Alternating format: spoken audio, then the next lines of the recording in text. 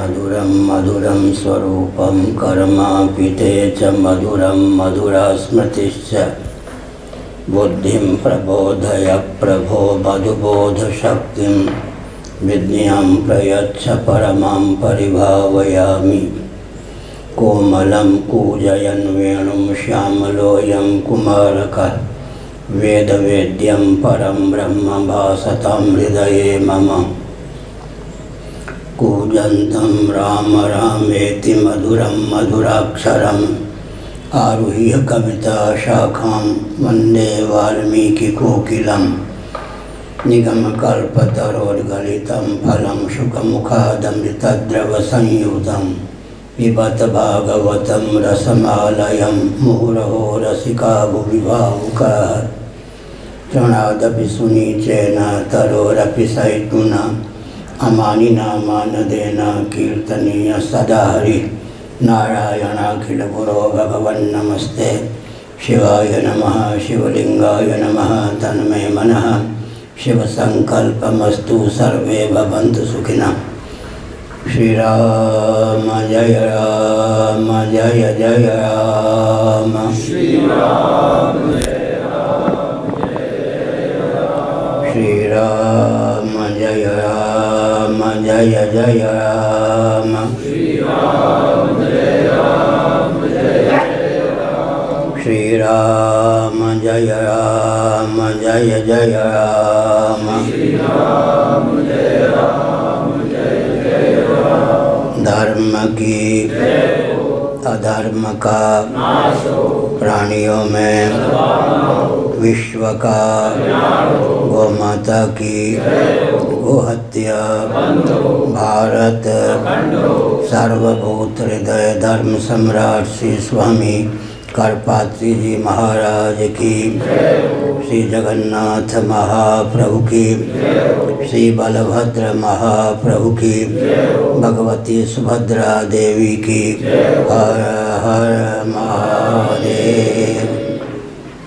गोविंद जय जय गोपाल जय जय। गोविंद जय जय गोपाल जय जय। राधा रमण हरे गोविंद जय जय। राधा रमण हरि गोविंद जय जय। श्री कृष्ण गोविंद हरे मुरारे। श्री कृष्ण गोविंद हरे मुरारे। ये नाथ नारायण वासुदेव। नाथ नारायण वासुदेव। गोविंद जय जय गोपाल जय जय। गोविंद जय जय गोपाल जय जय। राधा रमण हरि गोविंद जय जय। राधा रमण हरि गोविंद जय जय। गोविंद जय जय गोपाल जय जय। गोविंद जय जय गोपाल जय जय। राधा रमण हरि गोविंद जय जय। राधा रमण हरि गोविंद जय जय। गोविंद जय जय गोपाल जय जय। गोविंद जय जय गोपाल जय जय। राधा रमण हरि गोविंद जय जय। राधा रमण हरि गोविंद जय जय। श्री वृंदावन बिहारी लाल की जय। नमो माधव्य शंभो शिव शिव शिव शिव शिव शिव नारायण नारायण नारायण।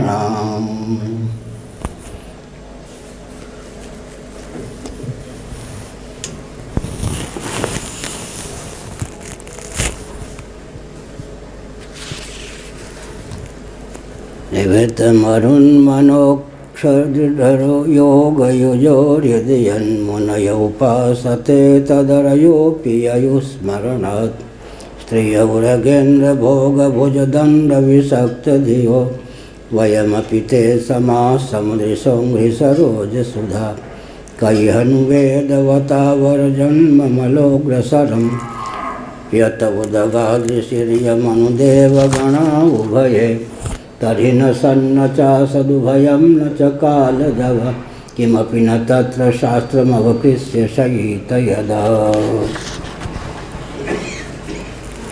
नारायण।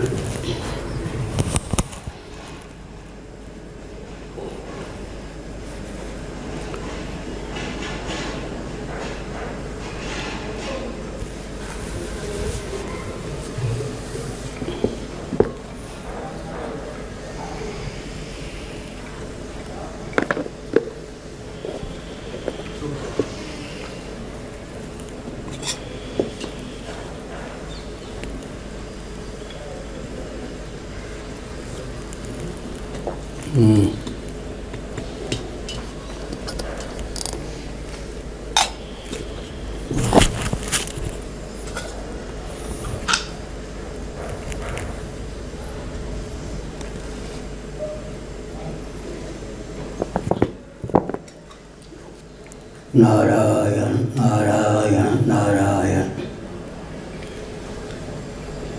श्रुतियाँ स्वयं भगवान के स्वरूप स्वभाव और प्रभाव का प्रतिपादन करती हैं।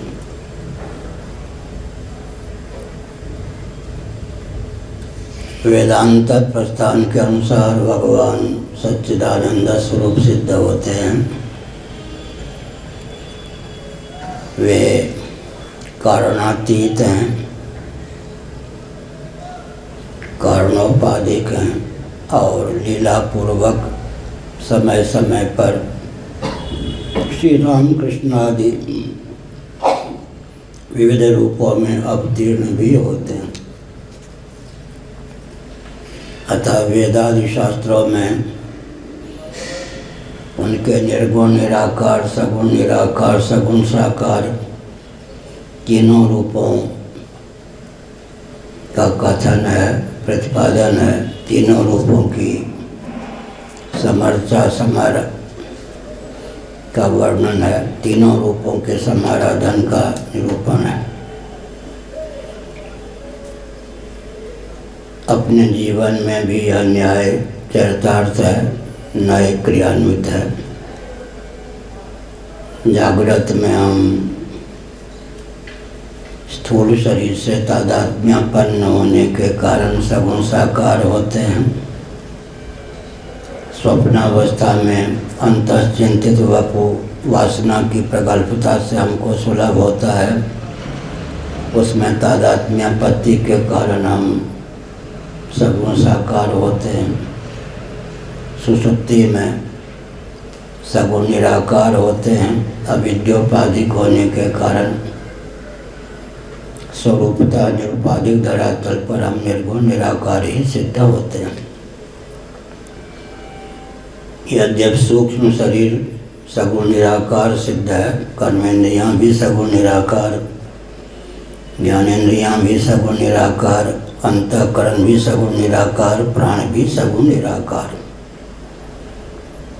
तथापि कर्मेंद्रियों और ज्ञानेंद्रियों के सुप्त हो जाने पर, अंतःकरण के अर्धनिद्रित हो जाने पर, निद्रा दोष और भावना वासना की प्रगल्भता के फलस्वरूप व्यवहारक्षम एक शरीर हमको स्वप्न में प्राप्त होता है, जिसके द्वार से हम लौकिक वैदिक कृत्यों का सुखेन निर्वाह करते हैं। जैसे हम सगुण साकार, सगुण निराकार, निर्गुण निराकार तीनों रूपों में स्वयं को पाते हैं, वैसे ही हमारे भजनीय भगवान भी सगुण साकार हैं, सगुण निराकार हैं, निर्गुण निराकार हैं। निरुपाधिक धरातल पर भगवान निर्गुण निराकार ही सिद्ध होते हैं। सोपाधिक धरातल पर सर्वांतर्यामी सगुण निराकार सिद्ध होते हैं। और अवतार भूमि में वे सगुण साकार भी सिद्ध होते हैं। हमने एक दिन बताया कि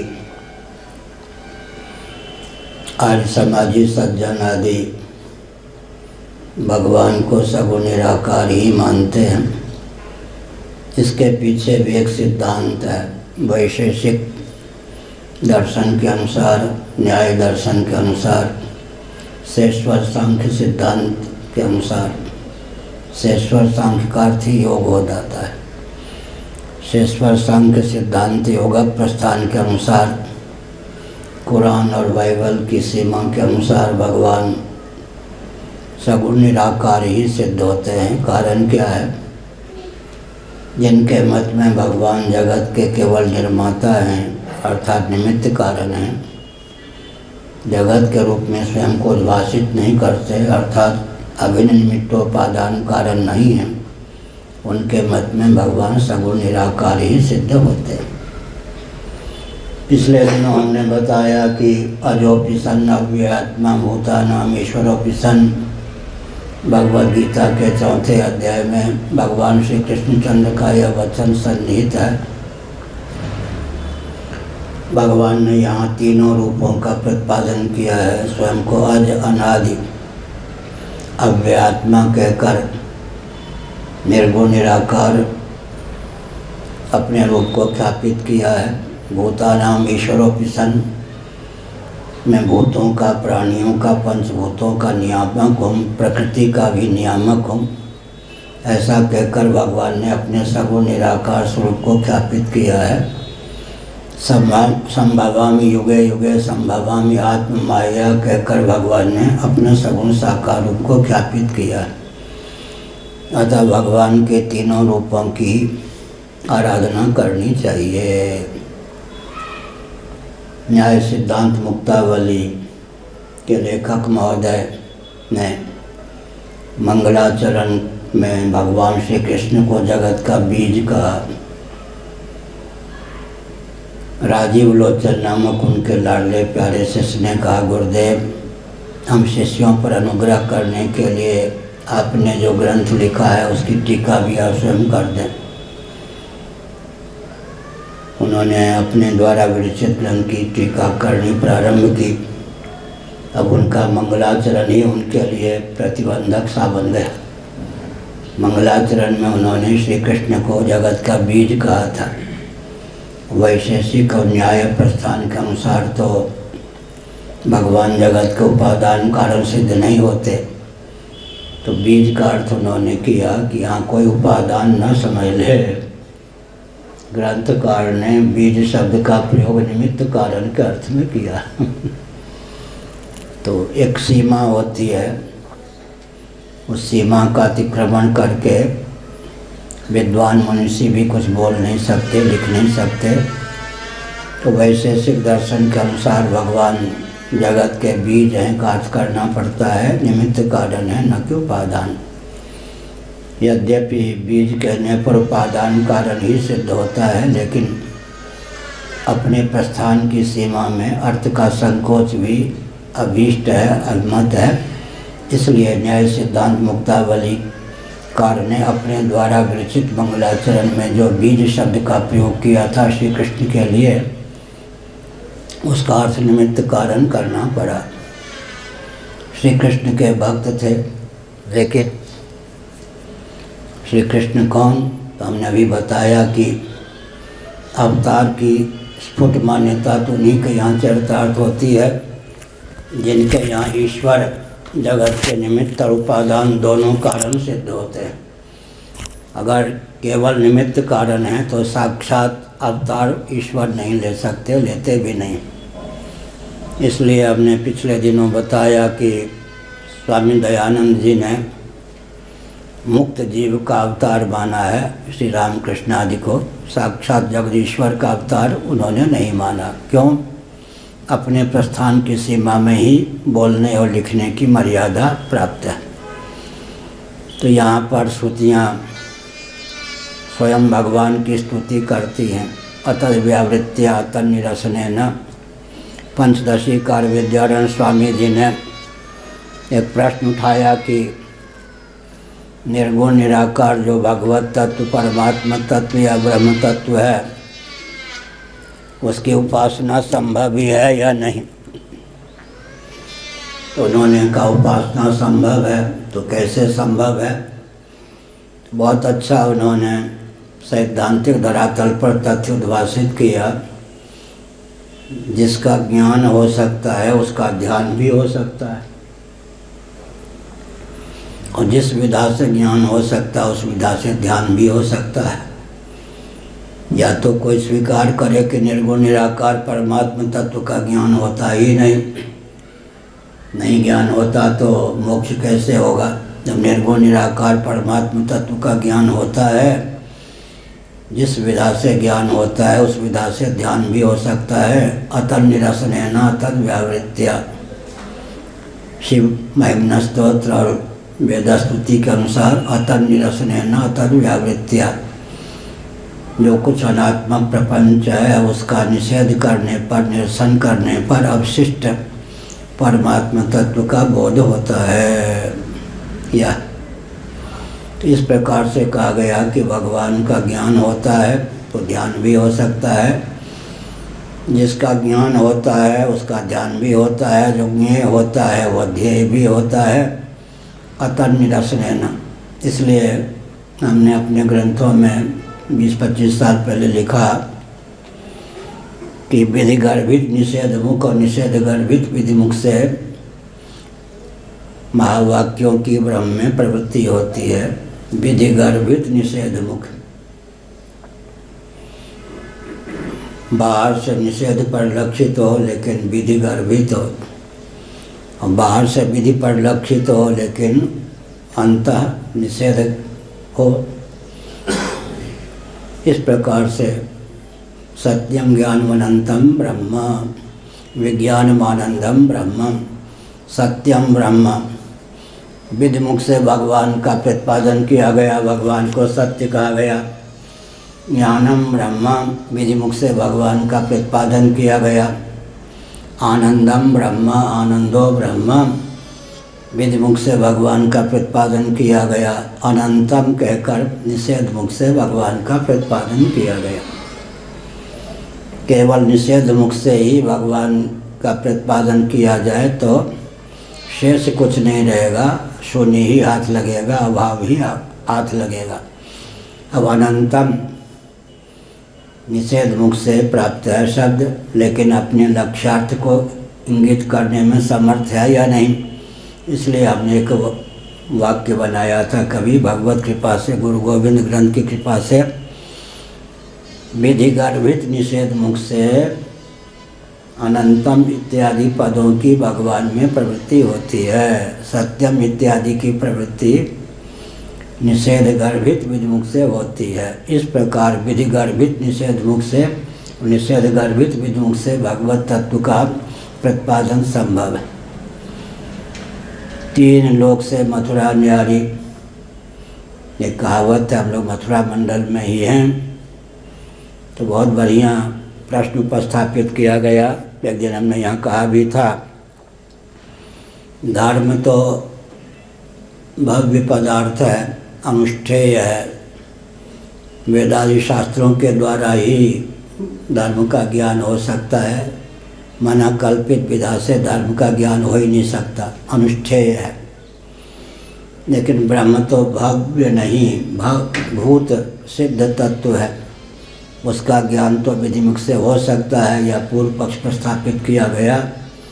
उत्तर पक्ष कहा गया कि माना कि धर्म भव्य है, अनुष्ठेय है, भाई बहन का विवाह क्यों नहीं।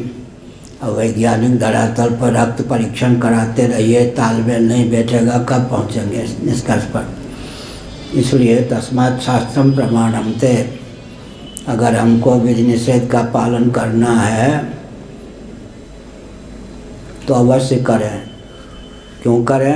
अगर फल को प्राप्त करना है तो विधि निषेध का पालन करना ही पड़ेगा। आजकल हम एक वाक्य कहते हैं, भगवत कृपा से कुछ ऐसे वचन तमिन्या सरस्वती देवी ने कराया है कि कहीं कोई आक्षेप नहीं होता।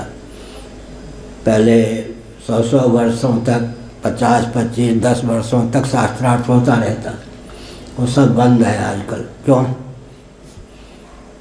हमने एक वाक्य कहा, अगर लौकिक फल चाहिए तो लौकिक विधि निषेध का पालन करना ही होगा।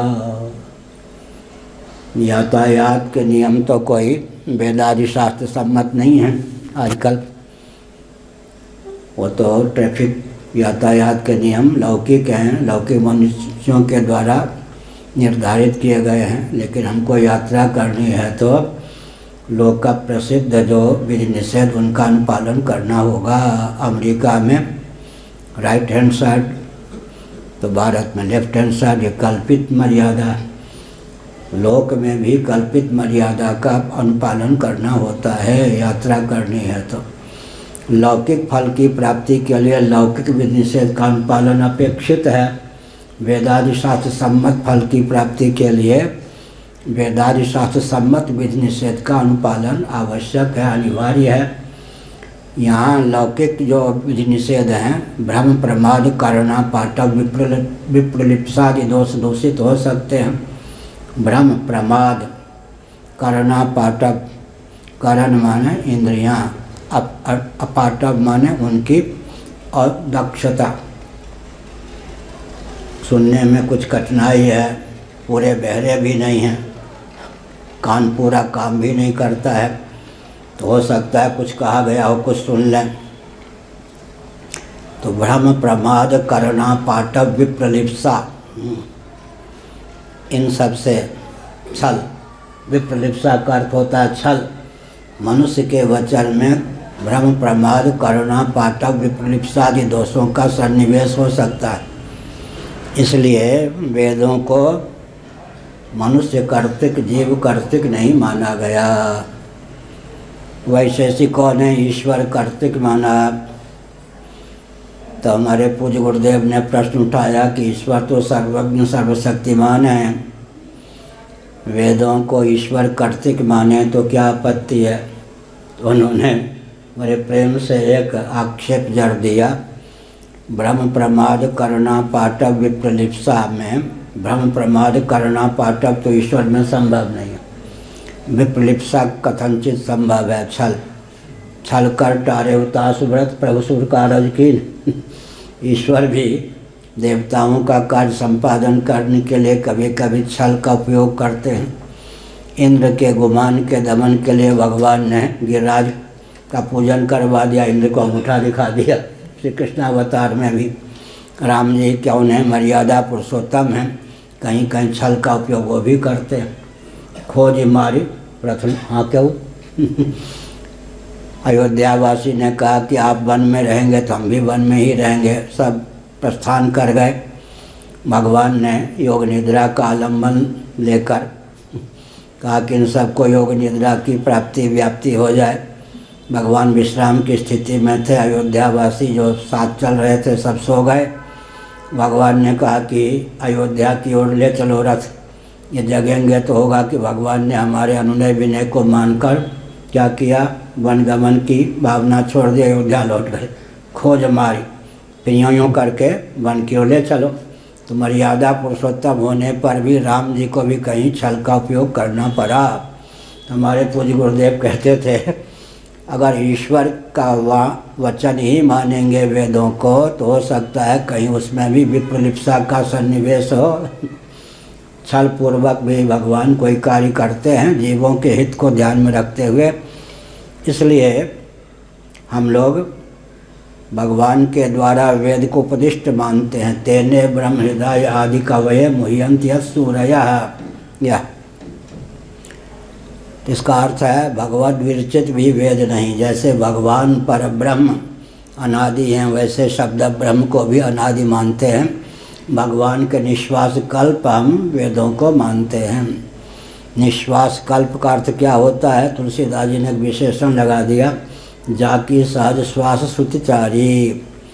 स्वस्थ व्यक्ति जब श्वास लेता है तो बुद्धि प्रयत्न की पृथक से आवश्यकता नहीं होती। ऐसे ही भगवान के निश्वास कल्प बृहदारण्यक उपनिषद सुबालोपनिषद आदि का अनुशीलन करने पर यह तथ्य सिद्ध होता है। भगवान के निश्वास कल्प वेद हैं। तो इसका अर्थ है भगवान वेदों का उपदेश करते हैं, आनपूर्वी घटित शब्द राशि की संरचना भगवान भी नहीं करते। अनादि अभंग आनपूर्वी घटित, अनादि अभंग आनपूर्वी घटित शब्द राशि का नाम वेद है।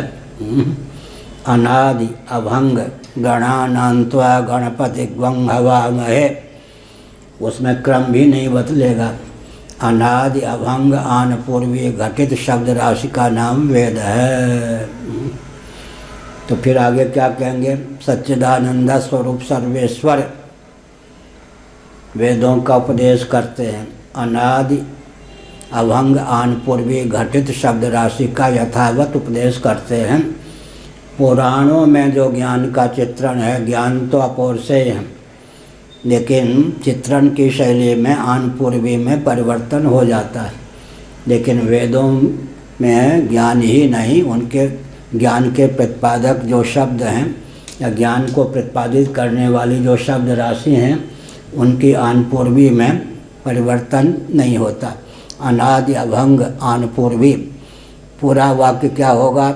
ईश्वर के सच्चिदानंद स्वरूप सर्वेश्वर के सृष्टि विषय ज्ञान में अनादि अभंग आनपूर्वी घटित शब्द राशि का नाम वेद है। पूरा वाक्यों बनेगा। सच्चिदानंद स्वरूप सर्वेश्वर के सृष्टि विषय ज्ञान में अनादि अभंग आनपूर्वी घटित शब्द राशि का नाम वेद है। ये पूरा लक्षण हुआ। वैशेषिक इत्यादि ईश्वर के द्वारा उपदिष्ट और ईश्वर कर्तृक वेदों को मानते हैं। तो ईश्वर सर्वज्ञ है, सर्वशक्ति संपन्न है, अतः वेदों में किसी प्रकार भ्रम प्रमाद करना पाठव्य प्रलिप्सादि पुंनिष्ठ दोष का समावेश नहीं, जीवनिष्ठ दोष का समावेश नहीं। लेकिन वेदांती कहते हैं कि और तो दोष नहीं हो सकता है। कभी कभी जीवों का कार्य बनाने के लिए भगवान छल का भी प्रलिप्सा का उपयोग करते हैं। एक दोष की संभावना भगवान की वाणी मानने पर वेद में भी संभावित है। अतः बेखटके किसी प्रकार के दोष की संभावना ही न रहे बाँस न बने बाँसुरी, न बने बाँसुरी न बजे बाँसुरी सत्य को प्रकट करने के लिए वेदांती कहते हैं, हम लोग कहते हैं भगवान के द्वारा विरचित भी वेद नहीं हैं। जैसे परब्रह्म अनादि, वैसे शब्द ब्रह्म भी अनादि। लेकिन शास्त्र योनित्वात्, इसके दो वर्णक गीता के 3 अध्याय के अनुसार उसकी परिपुष्टि होती है। महासर के प्रारंभ में अक्षर संज्ञक परमात्मा से शब्द ब्रह्म की उत्पत्ति होती है। ब्रह्माक्षर समुद्भवम, अक्षर संज्ञक परमात्मा से ब्रह्म का अर्थ शब्द ब्रह्म वेद। तस्मात् सर्वगतम ब्रह्म नित्यम यज्ञ प्रतिष्ठितम। गीता प्रेस ने अर्थ किया ब्रह्म ही, लेकिन प्रकरण के अनुसार यहाँ ब्रह्म का अर्थ है शब्द ब्रह्म। तस्मात् सर्वगतम ब्रह्म नित्यम यज्ञ प्रतिष्ठितम। इसका अर्थ है कि परब्रह्म परमात्मा से, अक्षर संज्ञक परब्रह्म परमात्मा से शब्द ब्रह्म की स्फूर्ति या अभिव्यक्ति होती है। शास्त्र योनित्वात्, इसके दो वर्णक हैं भाष्य के अनुसार। शास्त्र योनित्वात्, वेदादि शास्त्र की अभिव्यक्ति जिनसे होती है वो परमात्मा है। विशेषकर वेदों की अभ्यंग आनपूर्वी घटित शब्द राशि रूप जो वेद, उसके अभिव्यंजक ईश्वर होते हैं। पहला वर्ण क्या है? दूसरा वर्ण क्या है? सर्वे वेदा यत्पद्मा मनन्ति वेदैश्च सर्वैरहमेव वेद्यः। वेदों के अभिव्यंजक संस्थान ही नहीं, भगवान वेदों के जहाँ अभिव्यंजक संस्थान हैं वहाँ समग्र वेदों के तात्पर्य भी भगवान ही हैं। श्रीमद् भागवत के 11वें स्कंध में बहुत अच्छा प्रतिपादन किया गया। कर्मकांड के द्वार से भी, उपासना कांड के द्वार से भी, ज्ञान कांड के द्वार से भी भगवत तत्व का प्रतिपादन ही सिद्ध होता है। कर्मकांड का मूल है वेद, वेद की अभिव्यक्ति होती है ब्रह्म से। बहुत बढ़िया है, बहुत बढ़िया। गीता के 3 अध्याय के अनुसार विचार करें तो अगर वेद प्रवृत्ति मार्ग की ओर अग्रसर होगा तो फिर पुनर्भव प्रजा में पुनर्भव में जाकर वेद का विनियोग हो जाएगा। अगर वेद को उद्गम स्थान की ओर ले चलेंगे तो कोई घाटी होगी क्या? वेद जो है सीधे ब्रह्म तत्व के प्रतिपादक हो जाएंगे। ऊर्ध्वमुख वेद का नाम वेदांत हो जाता है, वो ब्रह्म तत्व का प्रतिपादक है। अधोमुख जो वेद, उससे कर्मों की निष्पत्ति होती है, कर्म से फिर फल की प्राप्ति होती है। फल क्या है? उत्क्रमण पुनर्भव। इसका मतलब प्रवृत्ति मार्ग की ओर वेद को अग्रसर करेंगे तो जन्म लेने और जन्म देने की योग्यता को परिपुष्ट करेंगे और वेद को ऊर्ध्वमुख ले जाएंगे। यतः प्रवृत्तिर्भूतानां येन सर्वमिदं ततं स्वकर्मणा तमभ्यर्च्य सिद्धिं विन्दति मानवः।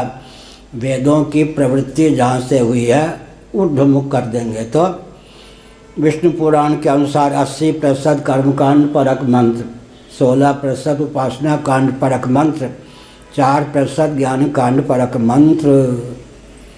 लेकिन भगवान को ही लक्ष्य बना दिया कि तो पास्ट जो हैं पूर्व जन्मों में जिन्होंने भगवदर्थ कर्म का अनुष्ठान किया, भगवान की उपासना भी की, उनके जीवन में वह बल और वेग प्राप्त होता है जिसका वर्णन गीता में है।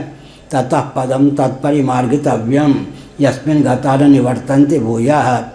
ब्रह्म तत्व के परिमार्गन की क्षमता उनके जीवन में प्राप्त होती है, ब्रह्मानुसंधान की क्षमता उनके जीवन में प्राप्त होती है। स्वकर्मणा तमभ्यर्च्य सिद्धिं विन्दति मानवः। कर्म का उद्गम स्थान वेद। हम ब्रह्म को लक्ष्य बनावेंगे, ब्रह्मतल लक्ष्य मुच्यते प्रणबोधनुसरो हि आत्मा। तो क्या होगा? कर्म और ब्रह्म के बीच में केवल शब्द ब्रह्म एक घाटी रहे। अगर हम प्रवृत्ति मार्ग की ओर ले जाएंगे तो फिर पुनर्भव में वेदों का हमारे जीवन का विनियोग होगा। अर्थात पुनर्भव का अर्थ है जन्म लेने और जन्म देने की योग्यता को परिपुष्ट करना।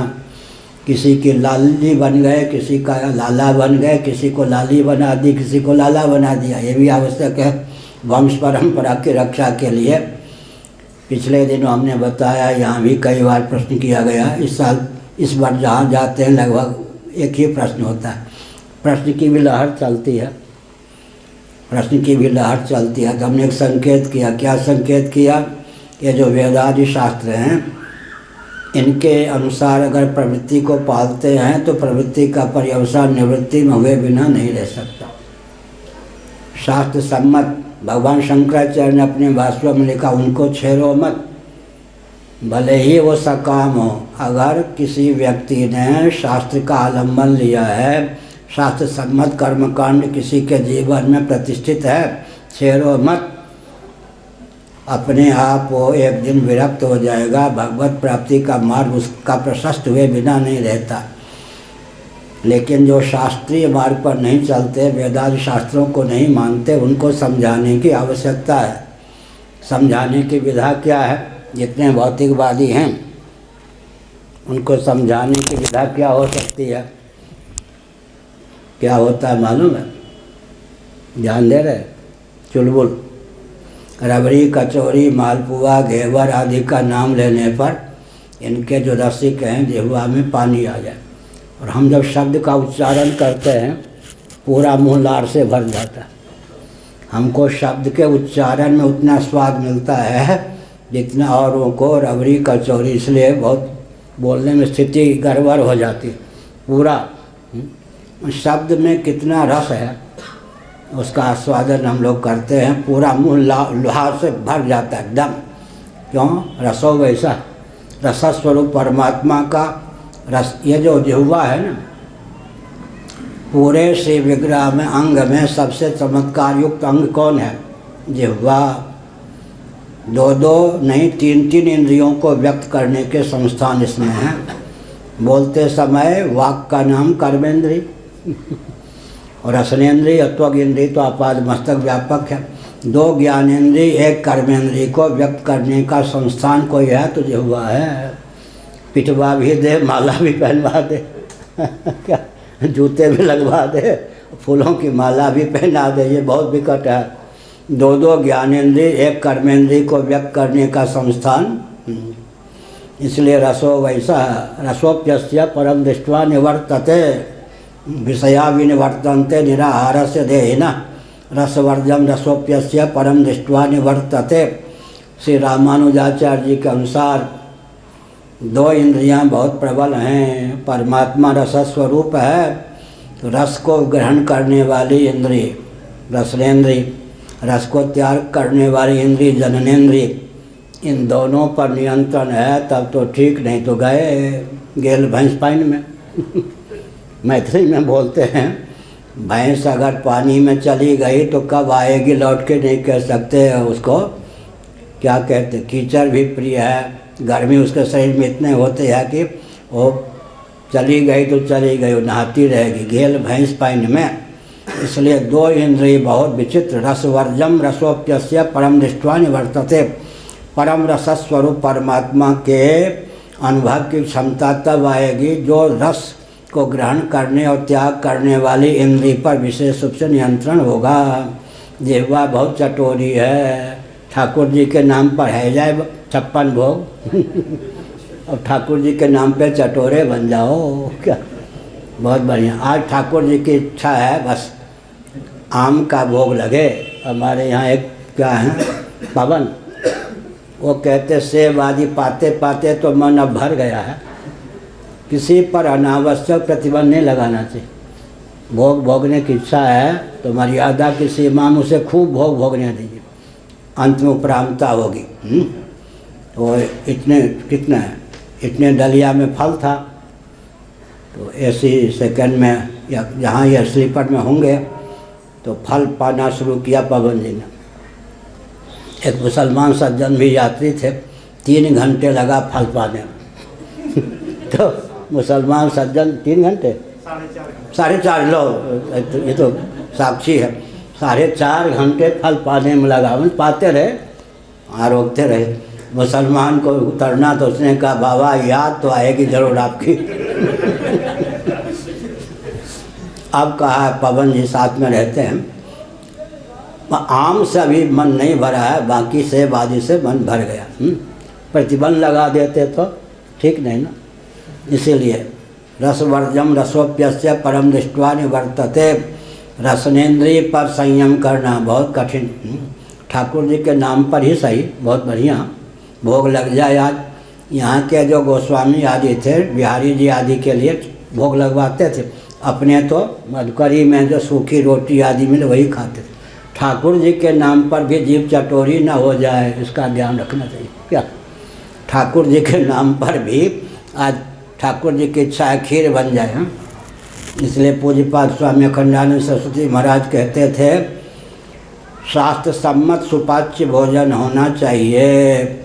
स्वादिष्ट हो तो बढ़िया, लेकिन ऑर्डर देकर भोजन नहीं बनवाना चाहिए। महाराज का वाक्य, आज यह बन जाए आज बन जाए, तो भोजन के नाम पर जीव चटोरी नहीं होनी चाहिए। तो हमने संकेत किया भगवान जो हैं रसस्वरूप हैं, रसस्वरूप भगवान की अभिव्यक्ति के लिए क्या होगा, कर्मेंद्रिय ज्ञानेन्द्रिय अंतःकरण की प्राणों की प्रवृत्ति तदर्थ होनी चाहिए। तदर्थ है खिल चेष्टितम्।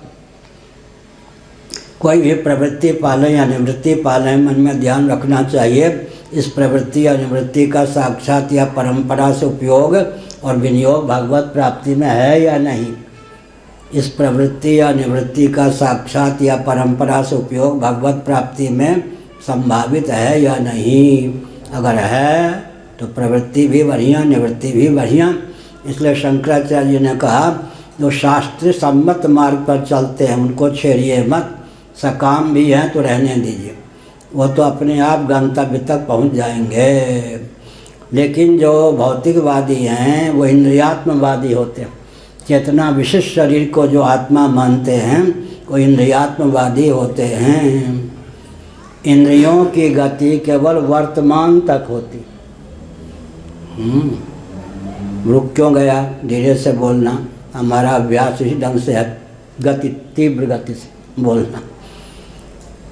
लेकिन इंद्रियों की गति केवल वर्तमान तक होती है।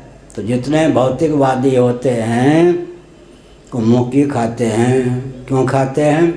वो जितनी योजना बनाते हैं, ईमानदार होने पर भी, दक्ष होने पर भी भौतिकवादी जितनी योजना बनाते हैं वर्तमान को दृष्टि में रखकर, तो आगे चल के योजना धस हो जाती है। त्रिकालज्ञ नहीं होते, क्योंकि इंद्रियों की गति केवल वर्तमान तक होती है, यह तथ्य अनुभव सिद्ध है। मन की गति और वेदादि शास्त्रों की गति तीनों कालों में होती है।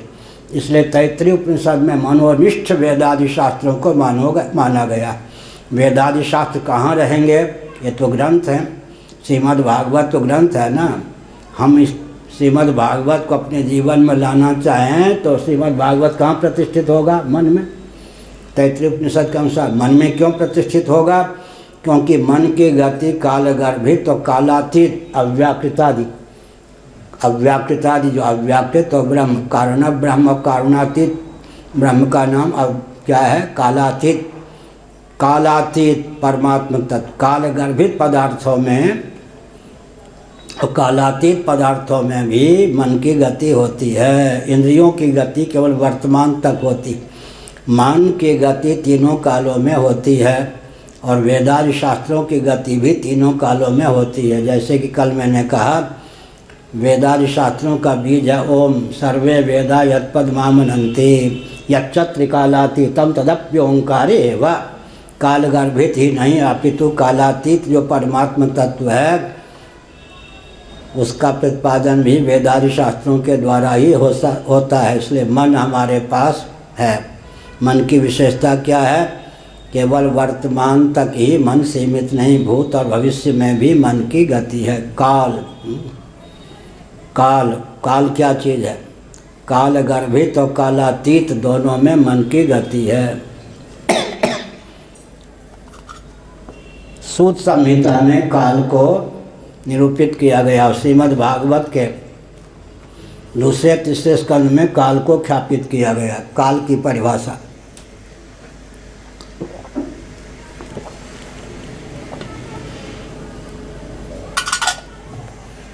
कालो मायात्म संबंधात, सूत संहिता अद्भुत ग्रंथ है। विद्यानंद स्वामी जी का भाष्य भी उस पर है। अगर सूत संहिता किसी को भाष्य सहित सध जाए बस फिर क्या कहना। पंचदशी आदि जितने ग्रंथ हैं सबको लगाने की क्षमता आ जाए, अपने जीवन में भी अद्भुत कल्याण हो। सूत संहिता, सूत संहिता में कहा गया कालो मायात्म संबंधात, माया और आत्मा का अर्थ है यहाँ परमात्मा, दोनों के संबंध से काल की सिद्धि होती है। परमात्मा और माया दोनों के संबंध से कालो मायात्म संबंधात। टीकाकार ने लिखा कालो मायात्म संबंधा, पंचमी विभक्ति को यूँ घटा देंगे, चरितार्थ कर देंगे। कालो मायात्म संबंधा, माया और आत्मा का जो संबंध है उसी का नाम काल है। गीता में कहा भगवान ने कालः कलयतामहम्, अपनी विभूति कालः कलयतामहम्, इसको नव्य न्याय की शैली में डाल के हमारे पूज्य गुरुदेव ने हमको बताया। कलनात्मिका शक्ति सवच्छिन्न चैतन्य का नाम काल है। कलनात्मिका शक्ति सवच्छिन्न चैतन्य का नाम काल है। कालो मायात्म संबंधात, कालश्च हेतुश्च, श्रीमद् भागवत के एकादश स्कंद में 2 शब्दों का प्रयोग हुआ है। कलयति प्रकाशयति, इस व्युत्पत्ति के अनुसार निमित्त कारण, श्रीधर स्वामी ने लिखा निमित्त कारण के अर्थ में काल शब्द का प्रयोग है। और हेतु उपादान कारण के अर्थ में काल, ये हेतु शब्द का प्रयोग है।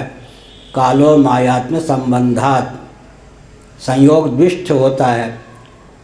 काल को हम माया भी कह सकते हैं, परमात्मा भी कह सकते हैं और दोनों के संयोग से निष्पन्न भी कह सकते हैं। मूल जो काल है वो क्या है? कालो मायात्म संबंधात, कालो मायात्म संबंधः, आत्मा अर्थात परमात्मा और माया, प्रभु भगवान और भगवान की शक्ति, दोनों के संयोग से काल की निष्पत्ति होती है। कलनात्मिका शक्ति सवच्छिन्न चैतन्य का नाम काल है। कालः कलयतामहम्। इसलिए हमने संकेत किया। इधर व्यवहार में सबसे सूक्ष्म काल परमाणु काल है। कल यहाँ चित्रण चला, परमाणु को सूर्य की रश्मि छेके उसमें जितना समय लगता है उसी का नाम सबसे सूक्ष्म काल परमाणु काल है। फिर परार्ध इत्यादि काल का वर्णन कालांतर में किया गया। तो अब तक के प्रवचन का सार क्या निकला? इंद्रियों की गति केवल वर्तमान तक है। वे व्यक्ति जो देहेंद्रिय प्राणांतकरण को संयत करते हैं और यतः प्रवृत्तिर्भूतानां येन सर्वविदं ततं स्वकर्मणा तमभ्यर्च्य सिद्धिं विन्दति मानवः। नीचे की ओर प्रवृत्ति मार्ग की ओर नहीं, जहाँ से जगत की प्रवृत्ति हुई है, परमात्म तत्व, भगवत तत्व, ब्रह्म तत्व, उस तत्व की ओर अग्रसर कर देते हैं अपने मन को। वे शब्द ब्रह्म की घाटी सुगमता पूर्वक प्राप्त कर लेते हैं, पार कर जाते हैं। हमने कहा विष्णु पुराण के अनुसार 80,000 कर्मकांड परक, 80% में समझ लीजिए, 16,000 उपासना कांड परक, तो 16%, 4,000 ज्ञान कांड परक, तो 4%, 80, 16, 4 यह अनुपात है। मंत्र हैं वेदों में, 1,00,000 में 80, 16, 4,000 के क्रम से। इसका 80% कर्मकांड परक, 16% उपासना कांड परक, 4% ज्ञान कांड परक। 4% भी 4 महावाक्यों में ही निबद्ध हो जाते हैं।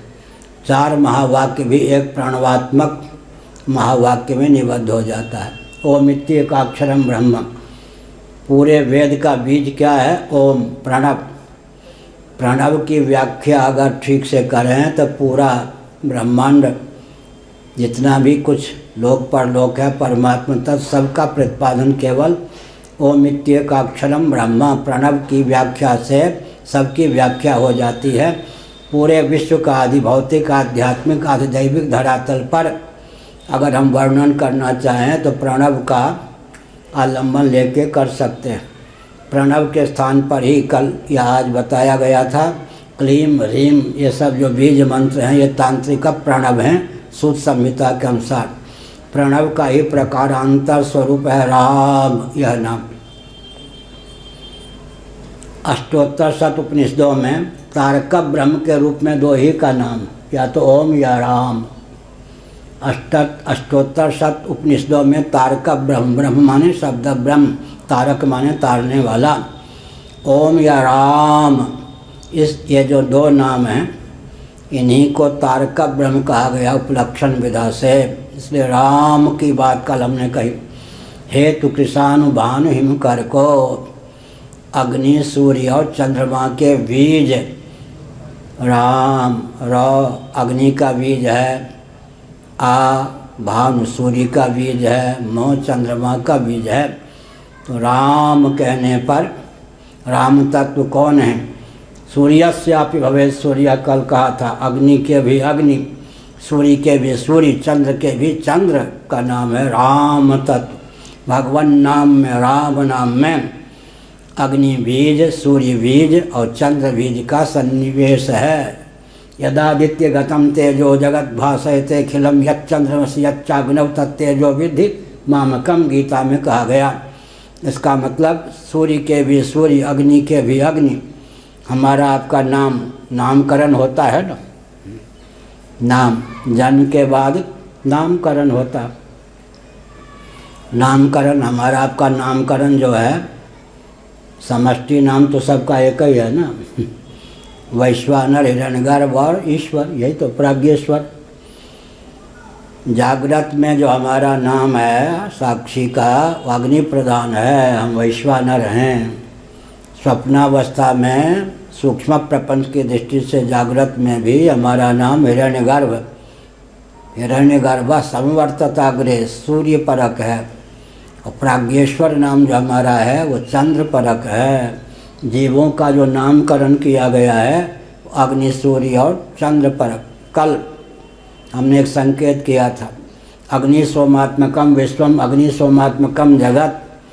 अग्नि और सोम जो सूर्य हैं, सूर्य का अंतर्भाव विवक्षावसात अग्नि में कर दिया जाता है। सन्निकट सूर्य का नाम आग है, अग्नि। दूरस्थ अग्नि का नाम सूर्य हो जाता है। उपनिषदों का अनुशीलन करें तो ये जो सूर्य और चंद्र हैं ये अग्नि से संपुटित हैं। चंद्रमंडल के ऊपर फिर अग्नि है। सूर्य और चंद्रमा जो हैं अग्नि से संपुटित होते हैं। सन्निकट सूर्य का नाम अग्नि हो जाता है, दूरस्थ अग्नि का नाम सूर्य हो जाता है। इसलिए सूर्य का अंतर्भाव अग्नि में कर लेते हैं, आग में। तब क्या होता, अग्नि सोमात्मकम विश्वम अग्नि सोमात्मकम जगत। यह जगत अग्नि और सोममय होता है। सूर्य नहीं कहा, अग्नि, अग्नि और चंद्रमय जगत है। हमारा जीवन भी, पूरा विश्व भी अग्नि सोमात्मकम विश्वम अग्नि सोमात्मकम जगत। इसी को महेश्वर और पार्वती रूप भी कहते हैं। शक्ति और शक्तिमान, महेश्वर जो है अग्नि रूप हैं, पार्वती जो हैं वो सोम चंद्र कला रूप है। कल यह भी मैंने कहा था, दार्शनिक धरातल पर जो रज होता है वो अग्नि का द्योतक होता है, जो वीर्य होता है वो सोम का द्योतक होता है। स्त्रियां भोली भाली होती हैं, इसका मतलब उनके जीवन में रज की प्रधानता होने के कारण शूरता की प्रधानता होती। मनुष्यों के जीवन में भी रज है। चरम धातु सोम है, वो सोमात्मक है। चरम धातु क्या है, वीर्य, वो सोमात्मक है। इसलिए अग्नि और सोम दोनों मिलकर ही सृष्टि की संरचना होती है। समष्टि में वही शिव और पार्वती का योग है। अब जो कुछ भी है वो अग्नि और सोम का सम्मिलित रूप है। अग्नि की लक्षणा पुरुष में हो जाती है, सोम की लक्षणा प्रकृति में हो जाती है। यावत् संजायते किंचित सत्वम स्थावर जंगमम क्षेत्र क्षेत्र संयोगा तद्विधि भर्ता सभा प्रकृति पुरुषम चैव विधि नादि भावपि। यह सब अब ज़्यादा दूर न चले जाए व्याख्या, इसलिए कहा। भगवान की प्राप्ति स्मरण दिलाता हूँ। कामासक्त जो देवियाँ थी, कुछ गोपियाँ, उनको भी हो गई। भगवान के श्री विग्रह की छवि पर लोटपोट हो गई। ऐसा मुनीन्द्र अमलात्मा परमहंस भी श्रवण मनन निधिध्यासन के बल पर भगवान को प्राप्त हो गए। यशोगान करने वाली जो श्रुतियाँ हैं भगवान के तात्विक स्वरूप का, सगुण निर्गुण स्वरूप का, साकार निराकार स्वरूप का प्रतिपादन करके भगवान को प्राप्त हैं ही। लेकिन अरयोपी जो शत्रु होते हैं अवतार काल में, लाग डांट रखने वाले शिशुपाल इत्यादि, वो वैर भाव की प्रगल्भता से, द्वेष की प्रगल्भता से, तदाकार वृत्ति के बल पर उनको भी उसी फल की प्राप्ति होती है। यहाँ पर फल से किसी को वंचित नहीं किया गया। अरयोपी शत्रु भी, इसलिए हमने कहा कि भगवान के अवतार को नहीं मानेंगे तो घाटे में रहेंगे। घाटे में क्यों रहेंगे, फिर स्मरण दिलाता हूँ। क्लेश कर्म विपाक आशय के विषय भगवान नहीं बन सकते। निबंधक हेतु कौन है, योग दर्शन के अनुसार क्लेश कर्म विपाक आशय। क्लेश कर्म विपाक आशय, अविद्या अस्मिता राग द्वेष अभिनिवेश का नाम क्लेश है। क्लेश का विषय भगवान बन जाएं तो भी कल्याण। प्रमाण विपर्य विकल्प निद्रा स्मृति योग दर्शन में चित्तवृत्ति के 5 प्रभेद हैं। अंत में प्रत्येक चित्तवृत्ति का क्लिष्ट या क्लिष्ट उपयोग हो सकता है। जो प्रत्येक घटना का अक्लिष्ट उपयोग करने में दक्ष है उसके लिए संसार तारक है। जो प्रत्येक घटना का क्लिष्ट उपयोग करने में दक्ष है उसके लिए संसार मारक है। यही संसार है, किसी के लिए मारक, किसी के लिए तारक। प्रत्येक घटना का अक्लिष्ट उपयोग करना चाहिए। भक्ति विरक्ति भगवत प्रबोध में हर घटना का उपयोग प्रसंगानुसार जो करने में समर्थ है उसके लिए भव जो है भव सिंधु का तारक है। भव का आलम्बन लेकर ही भव सिंधु को हम तर सकते हैं। पार्थिव प्रपंच का आलम्बन लिफ्ट है। यह एक बात कह दें, हम जहाँ हैं हमारे लिए वहाँ पहुँचना ही सबसे दुर्गम है। गंता को कहा जाए कि तुम्हारा गंतव्य तुम स्वयं हो, तो गमनक क्रिया की उपयोगिता रहेगी या नहीं। गंता अगर स्वयं को ही गम्य समझ ले तो गमनक क्रिया की अपेक्षा नहीं है। लेकिन यहाँ दार्ष्टान्तिक में सबसे बड़ी घाटी क्या है, हमारे लिए हम तक पहुँचना ही सबसे कठिन है। सदा तद्भाव भाविता है। आनंदमय कोश, विज्ञानमय कोश, मनोमय कोश, प्राणमय कोश, फिर क्या है अन्नमय कोश, फिर क्या है पुत्रदार गृहादिषु अभिस्वंग। ममतास्पद में भी अहमता चिपक जाए, इसका नाम अभिस्वंग। पत्नी के बीमार होने पर लगे कि मैं ही बीमार हो गया, बेटा के बीमार होने पर, पुत्र के बीमार होने पर लगे मैं ही बीमार हो गया, इसी का नाम क्या है अभिस्वंग।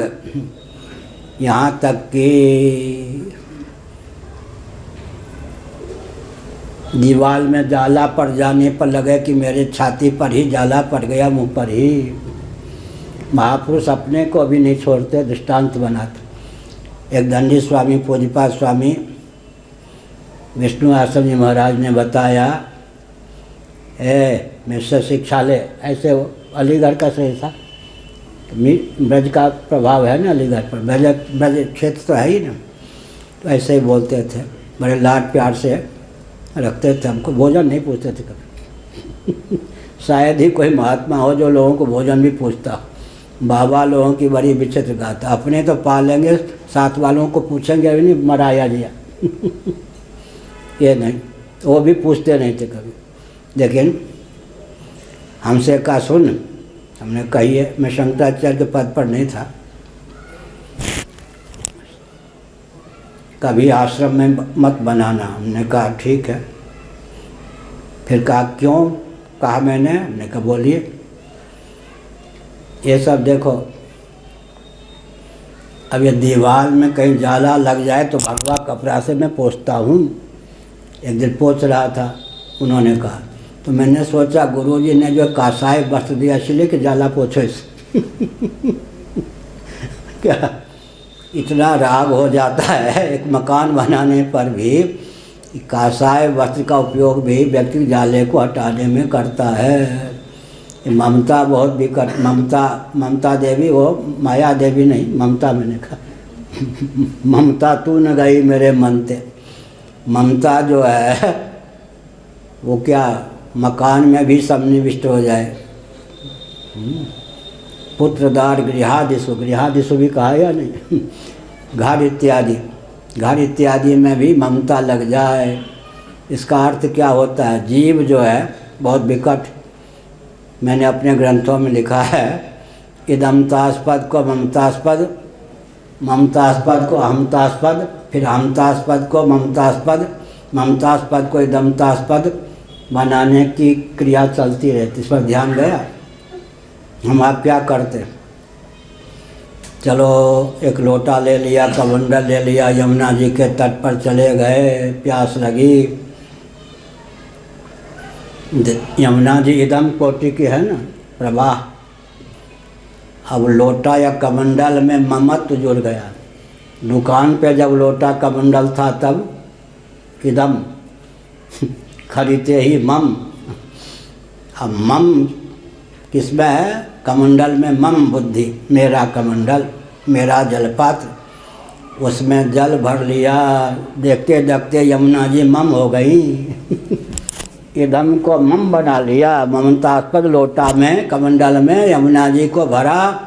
अब इदमतास्पद यमुना जी को ममतास्पद बना लिया।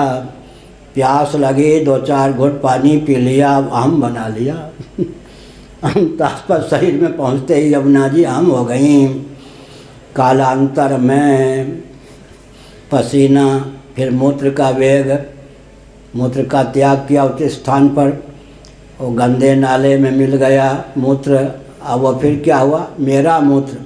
दूसरे के मूत्र के प्रति जितनी ग्लानि होती है अपने मूत्र के प्रति उतनी थोड़े होती है। कौन थे वो, देसाई जी, स्वाम्बपान करते थे। मोरारजी नाम क्यों ले, स्वाम्बपान करते थे। अब इसका मतलब क्या हुआ, अब देखिए मूत्र में भी ममता, और मूत्र जो है गंदे नाले में मिलकर दूर बह जाए तो फिर इदमता।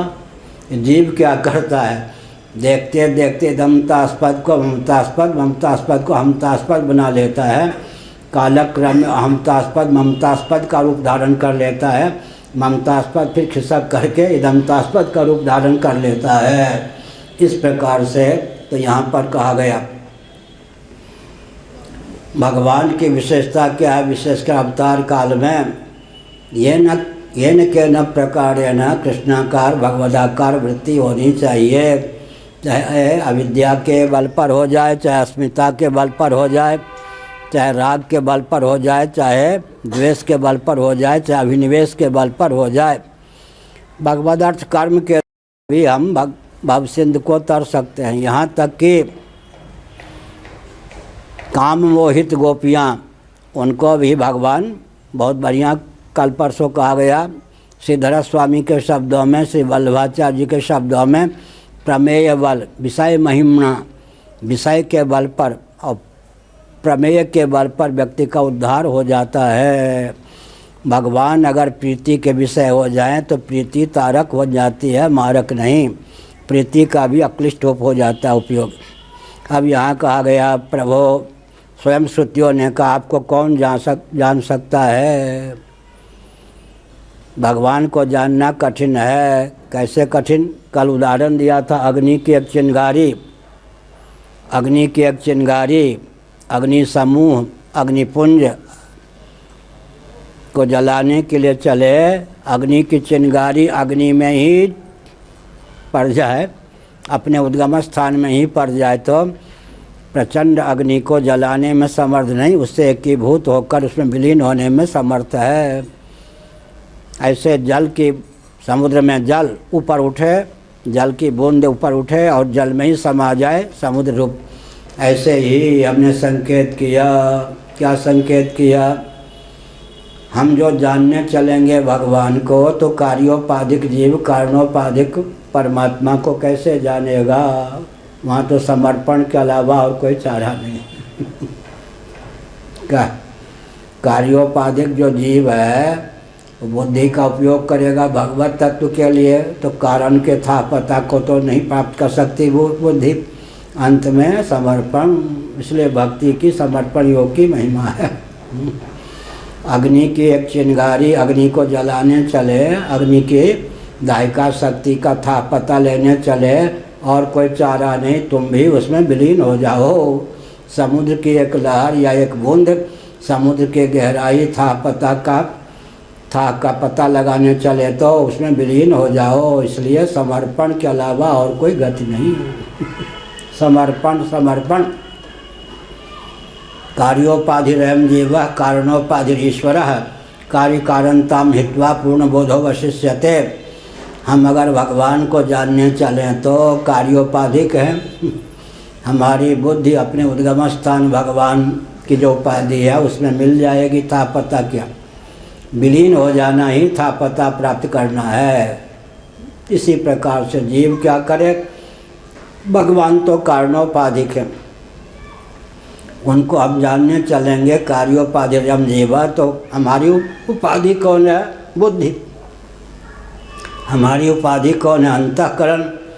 अंतःकरण से भगवान को जानने चलेंगे तो अंतःकरण जो है माया में जाकर विलीन हुए बिना, मन जो है माया में विलीन हुए बिना नहीं रहेगा। इसीलिए विद्धि माया मनोमयम, श्रीमद् भागवत के 11 स्कंद में कहा गया विद्धि माया मनोमयम।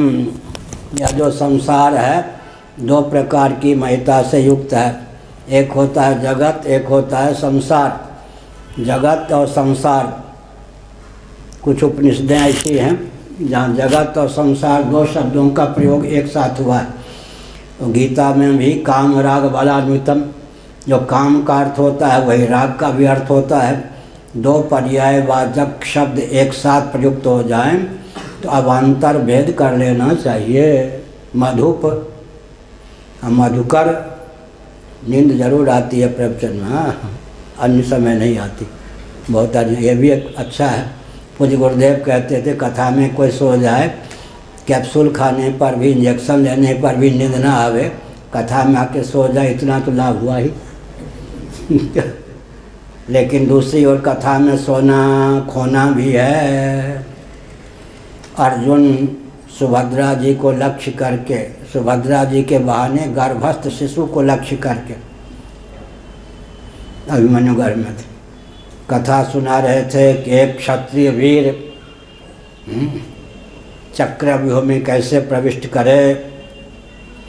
कथा जी सुन रही थी सुभद्रा जी, सुभद्रा जी के बहाने गर्भगत शिशु भी कथा सुन रहा था।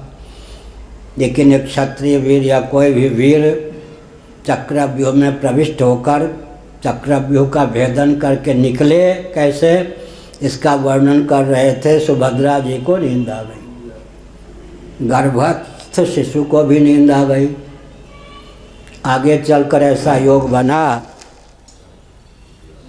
अभिमन्यु जो अधिकतर ननिहाल में रहते थे, बलराम जी ने गदा आदि से युद्ध करने का प्रशिक्षण तो उन्हें दिया, लेकिन चक्रव्यूह को भेदन करके निकलने की विद्या का, कला का उपदेश कहीं से प्राप्त नहीं हुआ। पांडव जगह जगह राख छान रहे थे।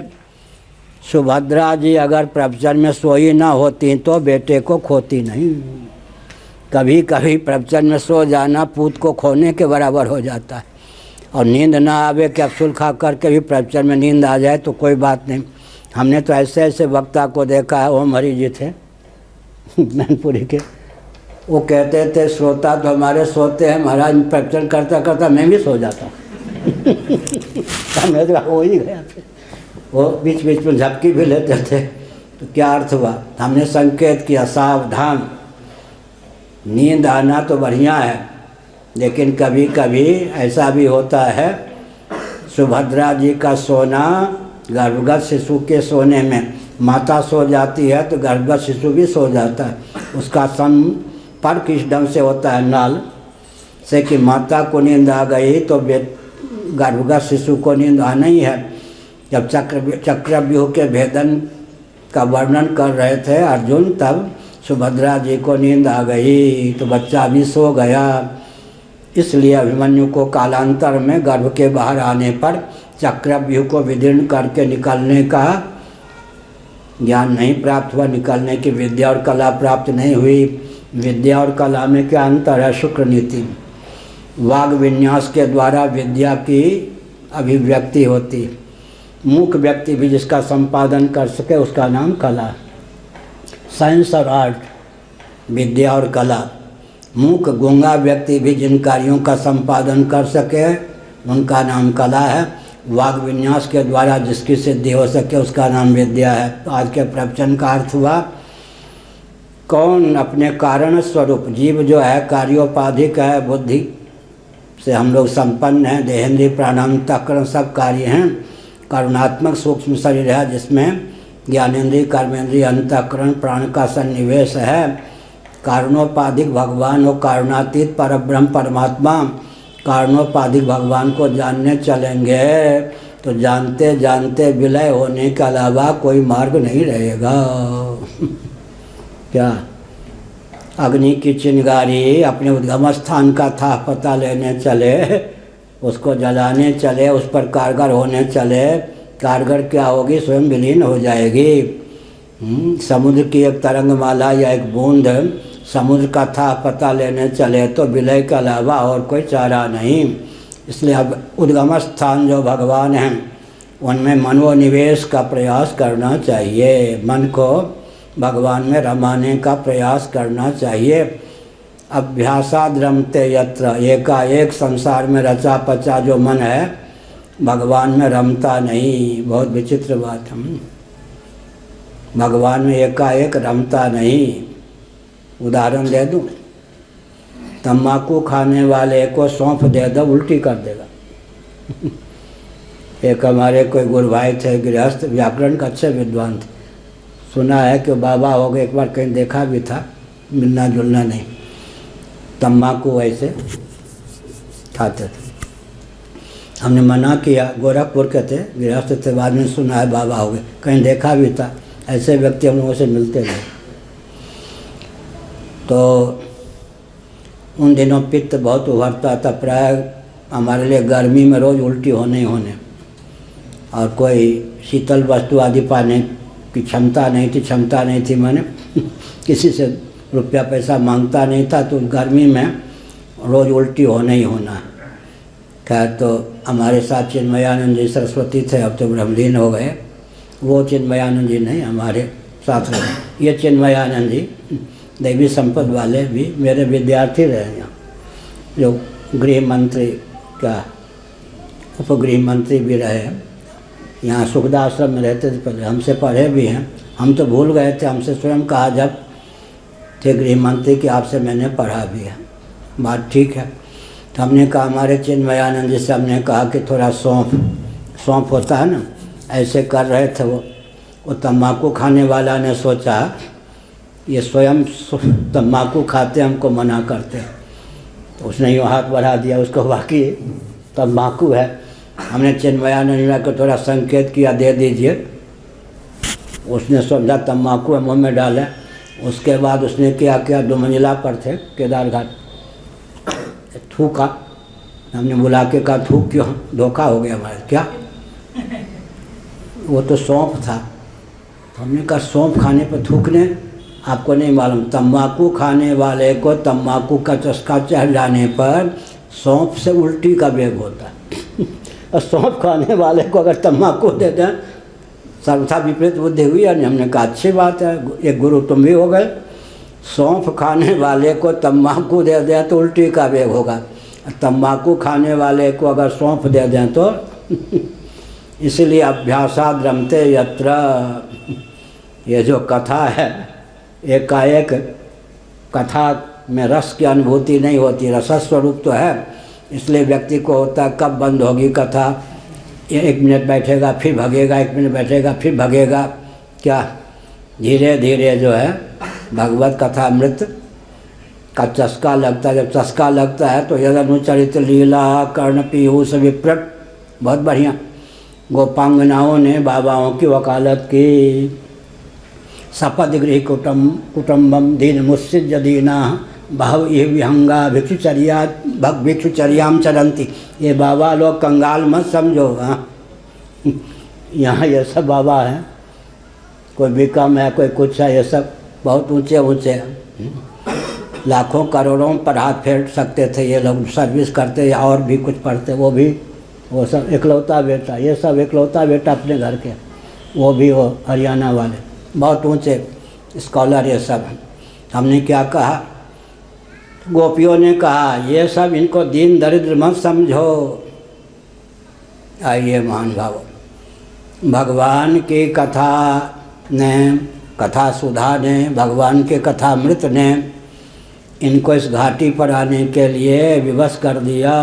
भिक्षुचर्याम चरंती इसका मतलब बैठी भावी विहंगा भिक्षुचर्यान चरंती, पक्षी के समान दाने दाने बिनकर खाते हैं, लेकिन वो चाहते तो चक्रवर्ती नरेंद्र भी हो सकते थे, पूरे विश्व के वैभव के विधाता भी हो सकते थे। भगवान की कथा जो है व्यक्ति को तन फटे नहीं, तन लटे और कपड़ा फटे, वस्त्र फटे, ऐसी स्थिति में जीव गोस्वामी जी, रूप गोस्वामी जी, सनातन गोस्वामी जी आदि का चरित्र देखें, बिल्कुल लगता है जैसे कुछ इतना सा वस्त्र, लेकिन वो सब। इसीलिए हमने संकेत किया। क्या संकेत किया? एक दो वाक्य कहकर प्रवचन को विराम दूं।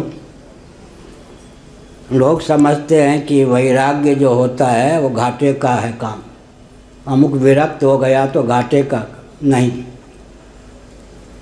जिसके प्रति हम रागान्वित होते हैं उसके हम अधीन हो जाते हैं, और जिसके प्रति विरक्त होते हैं उसके हम अधिपति हो जाते हैं। घाटे में कौन रहा? ध्यान गया? जिसके प्रति हम रागान्वित होते हैं, समासक्त होते हैं, उसके अधीन हो जाएंगे? नहीं, हो जाते हैं। जिससे हम विरक्त होते हैं, विवेक का फल है ना वैराग्य, जिससे हम विरक्त होते हैं उसके हम अधिपति होते हैं। छांदोग्योपनिषद शंकर भाष्य के अनुसार हमने यह वाक्य कहा, जिस के प्रति हम अनुरक्त समासक्त होते हैं, उसके हम अधीन हो जाते हैं, दास हो जाते हैं। जिससे हम विरक्त होते हैं, विवेक पूर्वक विरक्त होंगे ना, उसके हम अधिपति हो जाते हैं। आज देवराज इंद्र के पद पर कौन प्रतिष्ठित है?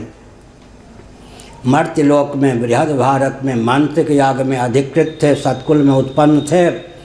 देवराज इंद्र के पद के अवर पर, नीचे के पद ने, वैभव ने जिनके चित्त को समाकृष्ट नहीं किया, केवल देवराज इंद्र के पद को प्राप्त करने के लिए ही उन्होंने वेदादि शास्त्र सम्मत कर्म उपासना का समुचित अनुष्ठान किया। उसके प्रभाव से देहत्याग के बाद वो इंद्र के पद पर प्रतिष्ठित हुए। आज ब्रह्मा जी के पद पर कौन प्रतिष्ठित हैं? कहाँ से बोल रहा हूँ? बृहदारण्यकोपनिषद। आज ब्रह्मा जी के पद पर कौन प्रतिष्ठित हैं? मर्त्यलोक में, बृहद भारत में, मांत्रिक याग में अधिकृत थे। लेकिन ब्रह्मा जी के वैभव पद के अतिरिक्त नीचे के जितने वैभव पद, किसी ने उनके चित्त को समाकृष्ट नहीं किया। ब्रह्म पद की प्राप्ति के लिए ही जिन्होंने कर्मोपासना और ज्ञान का आलम्बन लिया, देहत्याग के बाद वे ब्रह्मा जी के पद पर आज प्रतिष्ठित हैं। बहुत ऊंची बात। और कैवल्य मोक्ष किन्होंने प्राप्त किया? जीवन मुक्ति किनको प्राप्त हुई? ब्रह्मा जी का पद और उनके वैभव ने भी जिसके चित्त को समाकृष्ट नहीं किया, विवेक युक्त होने पर भी। इसका अर्थ क्या हुआ? जिससे हम विरक्त होते हैं, विवेक पूर्वक वैराग्य होता है ना, जिससे हम विरक्त होते हैं उसके हम अधिपति हो जाते हैं। जिसमें अनुरक्त होते हैं उसके हम अधीन हो जाते हैं। ये वैरागी हो गए, माने दिन दुनिया से अलग हो गए, दिन हो गए। क्या विरक्त हो गए का मतलब अधिपति हो गए? क्या विश्व पर शासन कौन करता है? जो विश्व का वैभव जिसके चित्त को आकृष्ट नहीं कर सकता वो ना। इसलिए विरक्त को कभी दुर्बल नहीं समझना चाहिए, कंगाल नहीं समझना चाहिए। क्या यदनुचरित लीला कर्ण पीयूष विप्रट बहव यह विहंगा भिक्षुचर्यान चरंती। इसका अर्थ क्या हुआ? दाने दाने से पेट भरते हैं पक्षियों के समान, लेकिन शाहमशाह हैं। हमने संकेत किया भगवान शिव के पास कमी है क्या? अन्नपूर्णा के भी पति हैं तथा भिक्षाटन। इसलिए ब्राह्मण के लिए लिखा है, ब्राह्मण मनुस्मृति आदि में ब्राह्मण का दिया हुआ सब पाता है, ब्राह्मण को कोई दे संभव ही नहीं। ब्राह्मण का दिया हुआ ही पूरा विश्व पाता है। श्रीमद् भागवत कोई ग्रंथ, पूज्य गुरुदेव का ग्रंथ है भक्ति रसार्णवः, पूज्य गुरुदेव धर्म सम्राट स्वामी कृपाति जी महाराज। ललित ग्रंथ है, कठिन भी बहुत। उसका आजकल मैं हिंदी में अनुवाद कर रहा हूँ, विवरण भी। उसी प्रसंग में भागवत को देख रहा था तो हमने संकेत किया। क्या संकेत किया? विरक्त का अर्थ होता अधिपति। कल जहाँ मैंने प्रवचन को विराम दिया था, आज वहीं विराम दे रहा हूँ। आर्किमेडीज ने कहा था मुझे विश्व का केंद्र मिल जाए, पृथ्वी का केंद्र मिल जाए तो पृथ्वी को उठा लूँ। लेकिन जो तत्वज्ञ मनीषी होते हैं उनको पूरे विश्व के केंद्र का ज्ञान होता है। पूरा जो विश्व है शब्द और ज्ञान का सम्मिलित रूप ही तो है। न सोचती प्रत्यो लोके या शब्दानुगमाधृते वाक्य पदीयम 1:121, कहीं कहीं पर 1:123। न सोचती प्रत्यो लोके या शब्दानुगमाधृते, व्याकरण का जो दार्शनिक ग्रंथ है उसमें कहा गया कोई भी व्यवहार साधक ऐसा बोध नहीं जिसमें शब्द का अनुवेद न हो। तो पूरा विश्व शब्द और ज्ञान का सम्मिलित रूप है, विलास है। पूरे विश्व को दो शब्दों में गुम्फित करना हो तो शब्द और ज्ञान। और शब्द को भी ब्रह्म ज्ञान में विलीन कर दें तो तत्व मात्र रह जाता है। माया भी क्या है? सीतोपनिषद के अनुसार प्रणव का नाम ही माया है। वैयाकरणों के अनुसार भी माया क्या है? प्रणव ही है। प्रणव ब्रह्म शक्ति रेव प्रकृति ही, और प्रकृति और प्रणव में एकत्व है। शब्द ब्रह्म ही माया है। प्रणव के द्वार से, शब्द ब्रह्म के द्वार से गोपाल उत्तर तापनी उपनिषद, प्रणव के द्वार से भगवान सृष्टि की संरचना करते हैं। अर्थात शब्द के आलम्बन लेकर ही सृष्टि की संरचना संभव है। शब्द को अगर अर्थ में विलीन कर दें, अर्थ तो केवल ओम ज्ञान है, ज्ञान स्वरूप परमात्मा विलीन कर दें तो अद्वय होकर हम शेष रहते हैं। शब्दालंबन सहित जो ज्ञान है वही भव का मूल है। पूरे भव को, संसार को समेटना हो, प्रणवात्मक शब्द ब्रह्म में विलीन कर सकते हैं। उस शब्द ब्रह्म का उद्गम स्थान ओम एकाक्षरम ब्रह्म, पर ब्रह्म परमात्मा तत्व है। पूरी सृष्टि का अंतर्भाव भगवान नाम और भगवत तत्व में है। इसीलिए क्या कहा, हेतु कृषान भावन हिमकर को अकार उकार मकार, इसे रकार आकार मकार, जो ओम का अर्थ है वही राम का मंत्र अर्थ भी है। इसका अर्थ क्या है, भगवान सूर्य के भी सूर्य हैं, पहले अग्नि के भी अग्नि हैं, सूर्य के भी सूर्य हैं, चंद्रमा के भी चंद्रमा हैं। र अग्नि का बीज मंत्र है, आ सूर्य का बीज मंत्र है, म चंद्रमा का बीज है। इसलिए अग्नि के भी अग्नि, सूर्य के भी सूर्य, चंद्र के भी चंद्र भगवान हैं। उन भगवान को नमस्कार। श्री राम जय राम जय जय राम, श्री राम जय राम जय जय राम। धर्म की जय हो, अधर्म का नाश हो, प्राणियों में सद्भावना हो, विश्व का कल्याण हो, गौ माता की जय हो, गोहत्या बंद हो, भारत खंड हो। हम हिंदू राष्ट्र बनाएंगे, हम भारत भव्य बनाएंगे, हम हिंदू राष्ट्र बनाएंगे। हम भारत भव्य बनाएंगे। सबके पूर्वज का नाम सनातनी वैदिक आर्य हिंदू। चिढ़ने की चिढ़ाने की आवश्यकता नहीं। जब कोई हिंदुओं को काफिर कहता है तो माने अपने पूर्वजों को ही काफिर कह रहा है। सबके पूर्वज का नाम सनातनी वैदिक आर्य हिंदू। बृहदारण्यक जितनी भी स्त्री योनियाँ हैं सबके मूल में शत्रुपा, जितनी भी पुरुष अभिव्यक्ति है सबके मूल में मनु शत्रुपा के मूल में ब्रह्मा, ब्रह्मा के मूल में श्रीमन नारायण। ब्रह्मा जी ही प्रथम ब्राह्मण, बृहदारण्यक प्रथम क्षत्रिय, क्षत्रियत्व का उसमें सन्निवेश आरोप। इंद्र प्रथम वैश्य, वसु प्रथम शूद्र, पूषा। सबके पूर्वज का नाम सनातनी वैदिक आर्य हिंदू। हिंदुओं को कोई काफिर कहता है तो अपने पूर्वजों को ही गाली देता है। मोहम्मद साहब के पूर्वज कौन, ईसा मसीह के पूर्वज कौन, इसलिए पूरा विश्व सावधान। दूसरी बात है, मनु को अब कोई गाली नहीं देता। उपनिषदों में 4-5 स्थलों पर मनु शब्द का प्रयोग है। मनु का अर्थ होता है मंत्र, फिर लक्षणा से अर्थ होता है मंत्रार्थविद, मंत्र दृष्टा। मनु को गाली देने वाले अब चुप हो गए सब। क्यों चुप हो गए? आप जिस जिस शासक और जिस जिस शासक के शासन की प्रशंसा करते हैं, प्रश्न उठता है कि उस शासक ने अपने शासन काल में किस संविधान को क्रियान्वित किया। चाणक्य इधर कह दें तो चंद्रगुप्त मौर्य की प्रशंसा करते हैं, विक्रमादित्य जी की प्रशंसा करते हैं, युधिष्ठिर जी की प्रशंसा करते हैं, राम जी की प्रशंसा करते हैं। इधर शंकराचार्य के समय में सुधन्वा जी की प्रशंसा करते हैं।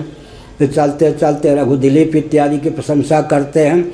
जिन जिन शासकों की विश्व स्तर पर प्रशंसा होती है और उनके शासन की प्रशंसा होती है, उन्होंने किस संविधान को क्रियान्वित किया जिसके कारण उनकी प्रशंसा होती है, उस संविधान को आप गाली देते हो।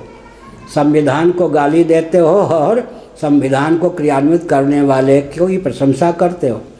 जिस संविधान को क्रियान्वित करके इन शासकों की, इनके शासन की प्रशंसा होती है, उसी का नाम मनुस्मृति है। मनु ने जो कुछ कहा शतपथ ब्राह्मण वो भेषज है। अब तो एक मुसलमान सज्जन माननीय उच्चतम न्यायालय के न्यायाधीश ने कहा भारत का वर्तमान संविधान भारत के उत्कर्ष में हेतु नहीं बनेगा। मनुवादी धर्मशास्त्र पर सम्मत संविधान ही भारत के उत्कर्ष में और विश्व के उत्कर्ष में हेतु बन सकता है। हर हर महादेव।